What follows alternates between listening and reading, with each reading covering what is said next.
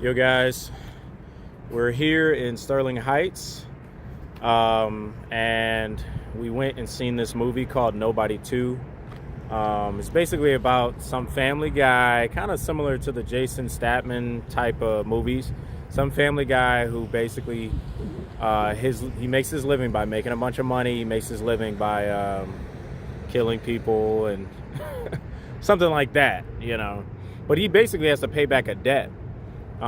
So he's like doing all these missions and stuff, and he beats up people, kills people, that kind of gig.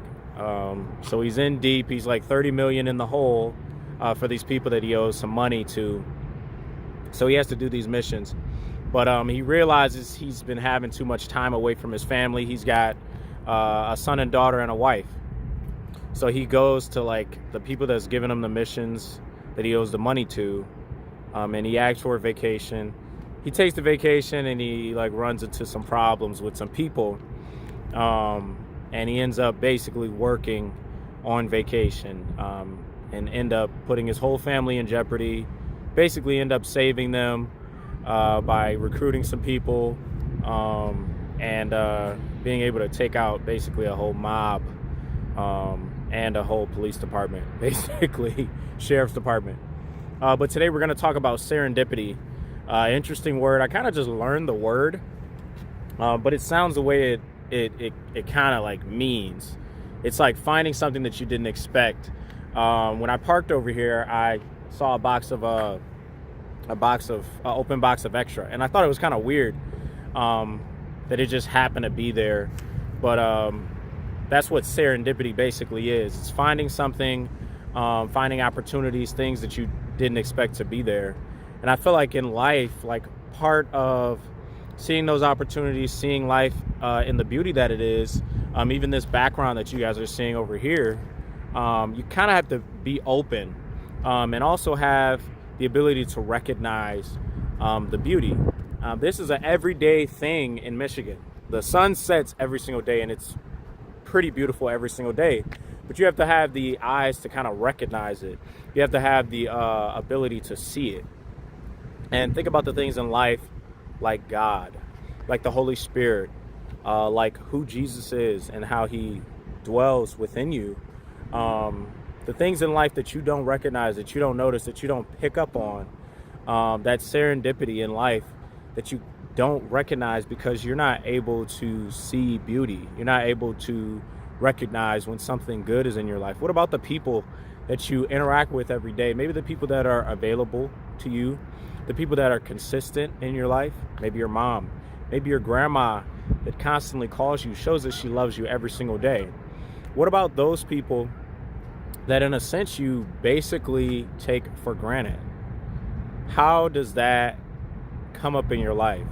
And I realized even people like my grandma, my grandma is one of those people that when you talk to her, she wants to talk to you for a long period of time. She misses you.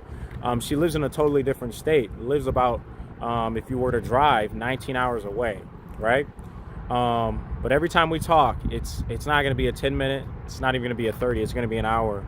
And she wants to tell me all that's going on, and she wants to know all that's going on with me.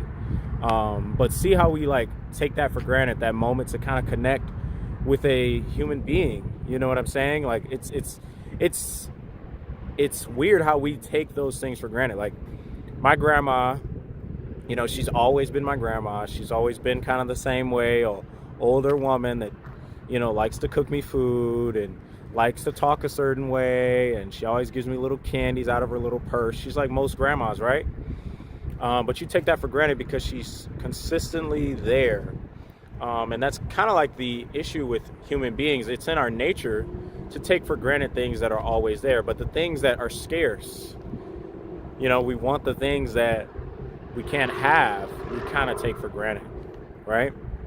So like the Rolex watch, that's $100,000, even though it looks just like a regular watch you could get from Watch Mafia. You know that subscription where you can get a new watch every single month? The watches look amazing, but the subscription is like $45 a month. And then I've actually had it before, and I surmounted over a year several watches. I think it was like a year or two. I think it's possible I was getting 2 watches every month, but I filled up a whole watch case, probably about 24 watches, right? So it's probably 2 a year, 2 a month, or I got 1 every month for 2 years. But I literally filled up a watch case. I had that many watches, right? And I got to the point where I didn't really need it anymore, but the watches look amazing. Some of the values of them varied, but generally they were in the ballpark of $75 to $150, right? But very, very nice watches. Some of them broke down, some of them held really, really well. Some of them still to this day I wear. But that's an example of something that you don't value anymore, because it's like the TV that you bought, that you were excited for 2 weeks, and then all of a sudden it's not exciting anymore. Think about those things, and how can you get into that mind state of appreciation, of gratitude, recognizing the opportunity to connect with another human being. Like even my grandma, she's an example of someone that's been on the earth 2 to 3 times as much as me, right? She's lived 2 to 3 times more than me. So she has way more experience in life than me. The things that she's seen, the experiences she's had, yeah, maybe there's biases in her experiences. Maybe she had some grudges that she held on to. Maybe she has some memories in her mind that have stuck, and she starts to see the world in that aspect. Maybe. But at the same time, there's something to learn even from those experiences that have brought her to where she is. Those experiences that have brought her to conclusions in her mind. At her age, and I'm not even sure the age of my grandma, but she's probably in her 80s or late 70s. But at the place that she's at, she's constantly talking about God and think about how people progress to that over time. My dad is in that place as well, and he's always been a believer, but he's navigated through life in different relations to God. Throughout his life, he's had different relation to God. He's seen God differently. He's had a different relationship moment to moment, day to day, month to month, year to year with God. His interactions with God were different. So we all have different ways of connecting, but also our connection changes as we mature, as we get older, sometimes for the worse and sometimes for the better. And that's the hope, right? As life knocks you down, as you go through different experiences in life, that the hope is that you actually get closer to God. The hope is that you become better, not bitter, right? So we have to kind of be more open to the beauties in life, like this, for example, this beautiful background, even just the beauty of being able to regenerate this talk, me being able to record this, recognizing that this is a blessing.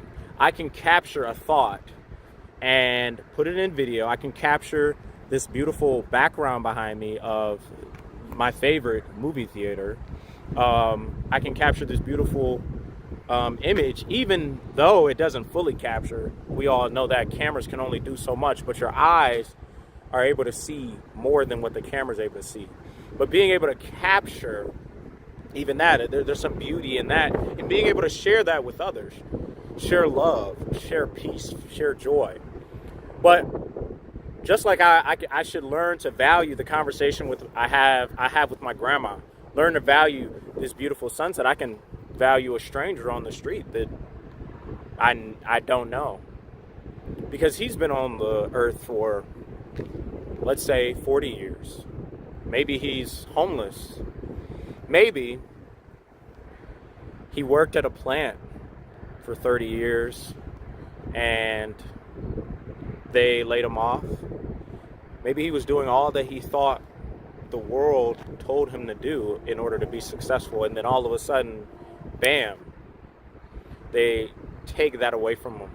And then when that job is taken away from him, then his family leaves him. Maybe he's no longer able to take care of his kids, so the government takes his kids. And maybe he's come to realizations about life, that life is hard, that if you don't have a plan B, you'll fail. And maybe he's right. And that's the thing about biases. They are right some of the time. And that's how people get caught up in them. And then the bias distracts them from seeing the beauties in life. If all you see is Hurricane Katrina, maybe you have a trouble seeing this. Maybe you're like, well, the weather is bad. We're in Michigan. The weather's bad. It's constantly changing and it's never consistent in Michigan. Maybe you're too focused on that, so you don't appreciate the days like this. The days where the sun, it's golden hour, where the sun is shining down on you and you're able to take in that vitamin D3 and be blessed by that.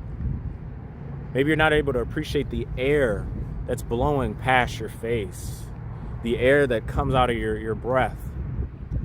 Breath originates from God, and He breathes into us daily so that we can be able to breathe. Our existence depends on Him, but we take it for granted. Even in this very moment, this very time, me staring into the camera, looking at you as you look at me, we take this very moment for granted and think about how it is something that's fleeting, and that's what makes it special. It will be gone. This will be forgotten. I will pass away, and then I will be commended unto my Father. You will as well. And your decisions here will dictate where you end up. But think about that. How you steward this moment impacts the afterlife, the after flesh, after the physical, when you truly become just a spirit. How you steward this moment, how you take care of this moment impacts that. Thank you.